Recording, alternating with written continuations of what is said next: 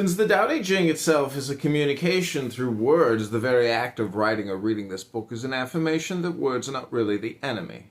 The enemy is the perversion of words to manipulate the disadvantaged, and the future perversion to rationalize the consequent inhumanities of these manipulations. On the contrary, the words of Lao Tzu point us toward our liberation from inequities and injustices, that is, toward the great integrity. What is the Tao? It is the oneness of all reality. According to Lao Tzu, the Tao, or great integrity, is the origin and nature of the universe. It is the way of life for all species on our planet, including human beings living in most tribal societies. In ancient times, the people knew the great integrity in all its subtlety and profundity. Later, since the advent of civilizations, we human beings lost the great integrity, exchanging our natural harmony with the universe for ego-oriented lifestyles. However, Lao Tzu expresses confidence that we will one day recover the Tao. Verse 1, transcending.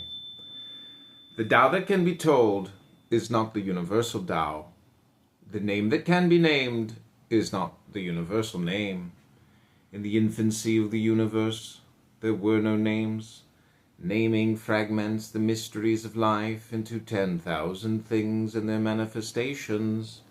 Yet mysteries and manifestations spring from the same source, the great integrity, which is the mystery within manifestation, the manifestation within mystery. The naming of the unnamed and the unnaming of the named, when these interpenetrations are in full attendance, we will pass the gates of naming notions in our journey toward transcendence.